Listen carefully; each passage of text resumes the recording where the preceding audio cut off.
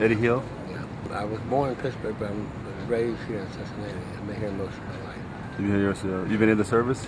Yeah, I've been in service twice. Twice. Vietnam? Yeah. Well, I don't know. I think Roosevelt did a lot for people and people in general in the United States to change things around. Also, Kennedy, Truman. He segregated. He lifted segregation, so the troops all became like you couldn't discriminate. And of course, because he had to make a decision about the Jews and the blacks. He decided that we're all one country. So we can't, a house divided can't stand. Can't stand, yes. Right. That's what Lincoln said, right? Yeah, Lincoln said that. But then Lincoln, he wanted to keep the Union together. It wasn't so much about him wanting the black, he wanted to keep the country as one country. It wasn't so much about him freeing the blacks, but he did do the right thing by saying,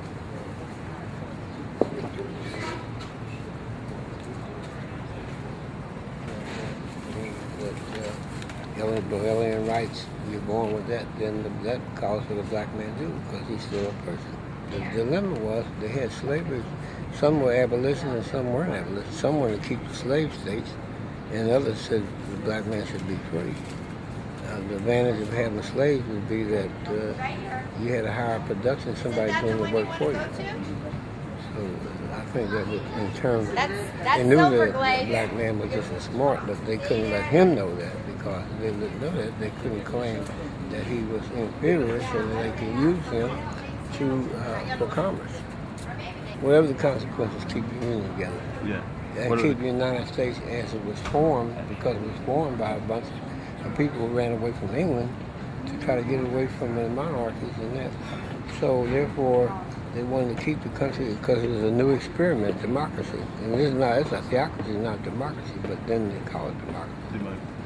I think that taking on the job as a president, he knew that he's going to be facing opposition from people just because he's black. But that he had an obligation to show that it's not the color, it's about the humanity in the man, not the color. It's about principles. He was a person that had to talk principles. He knew the principles of right and wrong. And then some of that, whether he says it or not, is spiritually. And he was a Christian person, and I think his father was a Muslim, but still, it's about things about humanity. He had to understand about humanity. What is humanity? What does it mean to be human? What does it mean to do right by your brothers and sisters, white or black? You can never surrender. If you surrender, that's the end of any thoughts that you have. And that gives the enemy the advantage of doing anything he wants to do. You have to accept death and fight to the death, because you don't have a choice. You don't have a choice. He wants to run so that he can get things straightened out without pinning his shoulder up saying, I'm a big man. He wants to do it so people say, yeah, I'm great. But he wants to be great in terms of doing the right thing. Well, I would tell him to stay on the course, and I would tell him that as far as other countries, to try to see on what terms that he can get them to think on his terms and find out why they think and why they think on their terms as far as their policy is concerned. Where can we have a medium that we can both cooperate together so that your people will have the right things done in their life and our people have done right without harming the spiritual part or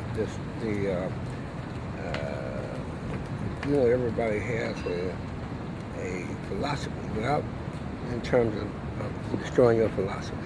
How can then we come to some kind of conclusion?